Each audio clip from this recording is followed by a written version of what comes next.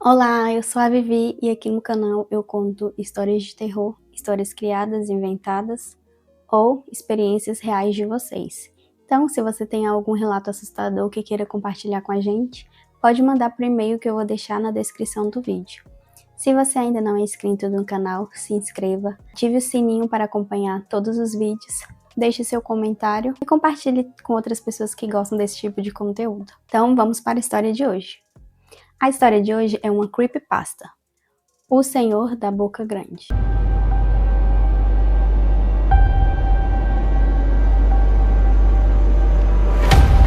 Durante minha infância, minha família era como uma gota d'água em um vasto rio. Nunca permanecia no mesmo lugar por muito tempo. Nos estabelecemos em Rhode Island. Eu tinha apenas 8 anos. E lá permanecemos até eu ir para a faculdade em Colorado Springs. A maioria das minhas memórias está enraizada em Rhode Island, mas existem fragmentos no sótão do meu cérebro que pertencem às várias casas em que moramos quando eu era muito mais jovem. A maioria dessas lembranças é vaga e sem sentido. Perseguindo outro garoto no quintal de uma casa na Carolina do Norte, tentando construir uma jangada para flutuar no riacho, atrás do apartamento que alugávamos na Pensilvânia, e assim por diante. Mas há um conjunto de lembranças que permanece tão nítido quanto cristal, como se as memórias tivessem sido criadas ontem. Muitas vezes eu me pergunto se são apenas sonhos lúcidos, produzidos por uma longa doença que eu tive naquela época. Mas, no fundo do meu coração, eu sei que essa história é real. Morávamos em uma casa nos arredores de uma movimentada metrópole no Maine, com uma população de 643 habitantes. Era uma construção grande, especialmente para uma família de 3 pessoas. Havia vários cômodos, que eu nunca nem vi durante os 5 meses em que nós moramos lá. De certa forma, era até um desperdício de espaço, mas era a única casa à venda naquela época. Pelo menos a 1 hora de distância de trabalho do meu pai. Era a mais próxima que tinha. No dia seguinte, ao meu 5º aniversário, que foi comemorado apenas entre eu e meus pais, tive uma febre. O médico disse que eu estava com mononucleose, o que significava que eu não ia poder brincar e ia ter pelo menos mais 3 semanas de febre. Foi um momento péssimo eu ter que ficar na cama. Estávamos empacotando nossas coisas para nos mudarmos para a Pensilvânia, e a maioria dos meus pertences já estavam encaixotados, deixando meu quarto vazio. Minha mãe me trazia refrigerante de gengibre e livros várias vezes ao dia, e eles serviam como a minha principal forma de entretenimento pelas próximas semanas.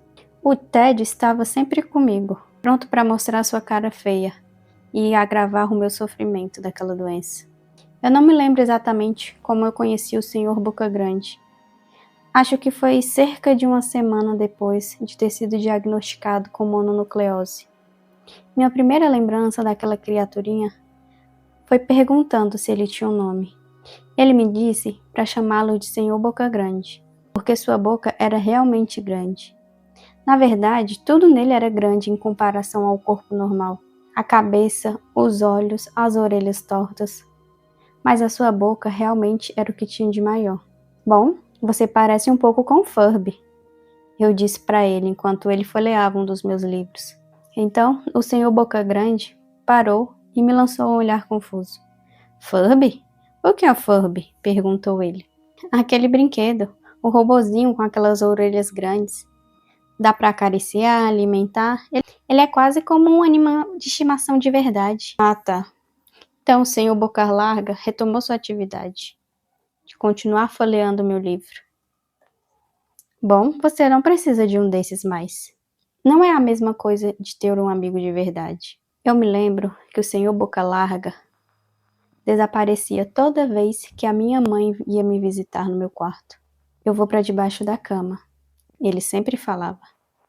Não quero que seus pais me vejam, porque eu tenho medo de que eles não nos deixem mais brincar.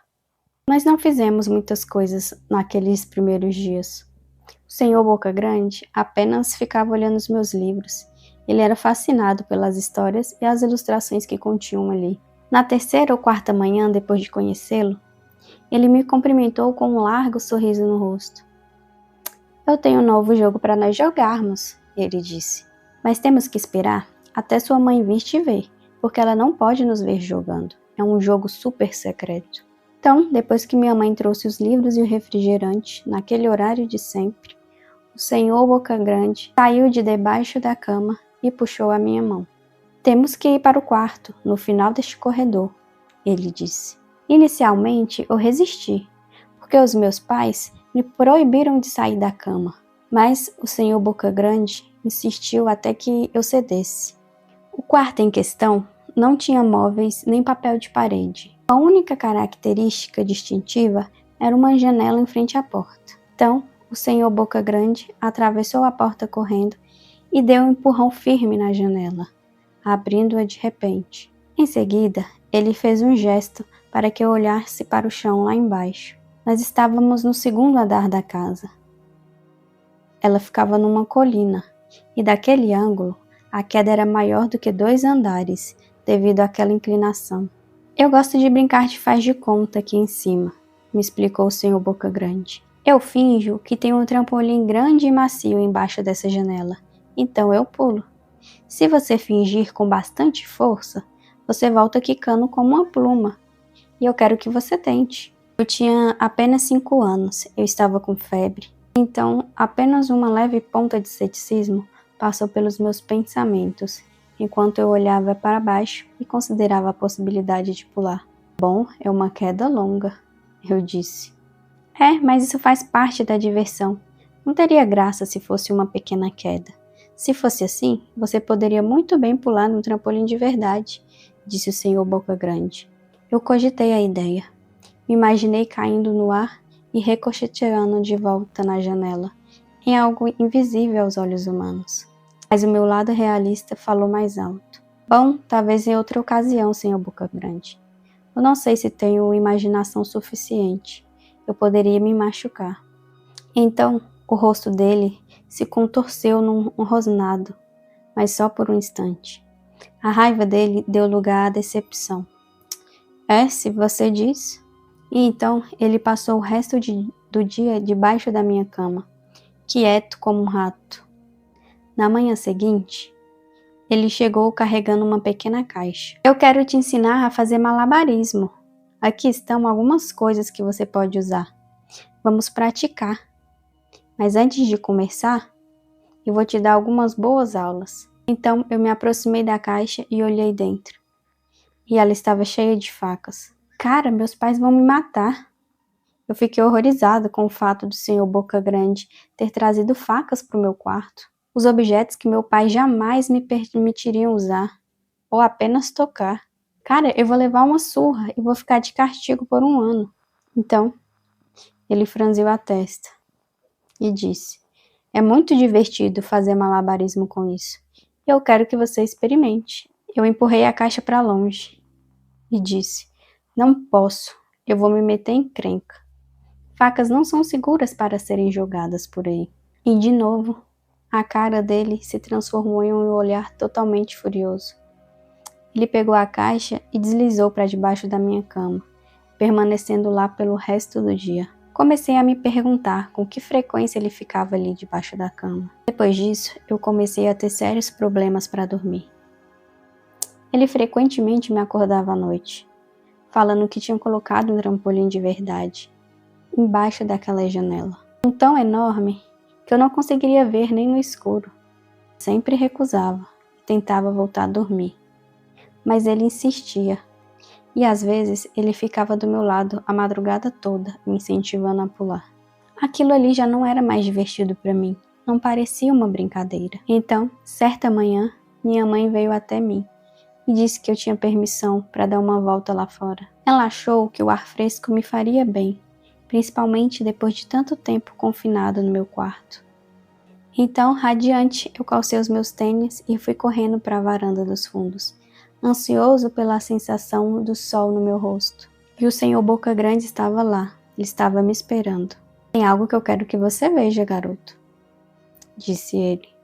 Eu devo ter olhado ele de um jeito estranho, porque ele disse para mim, tudo bem, é seguro, não precisa ter medo. Então eu o segui até uma trilha de veados que atravessava o bosque atrás da nossa casa. Este é um caminho muito importante. Eu tive muitos amigos da sua idade, e quando eles estavam prontos, eu os levava por este caminho, a um lugar muito especial. Você ainda não está pronto, mas um dia eu espero poder levá-lo lá também. Eu voltei para casa o caminho todo, imaginando que tipo de lugar havia naquela trilha. 2 semanas depois de conhecer o Senhor Boca Grande, a última leva das nossas coisas já havia sido colocado num caminhão de mudanças, e em breve eu estaria na cabine naquele caminhão, sentado ao lado do meu pai e da minha mãe, para nossa viagem até a Pensilvânia.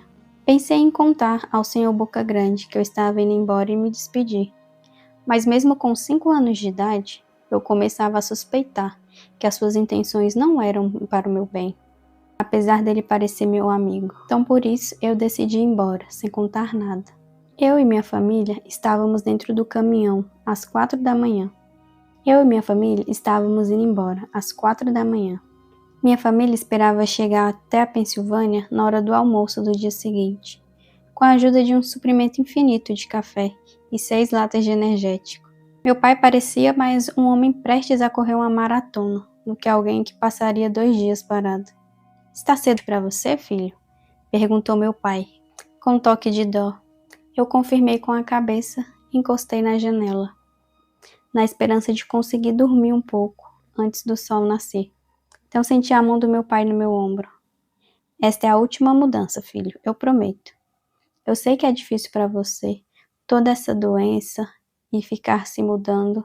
Assim que o papai for promovido, poderemos nos estabilizar e você poderá fazer vários amigos. Quando demos de ré para sair da garagem, eu abri meus olhos e eu vi o Senhor Boca Grande.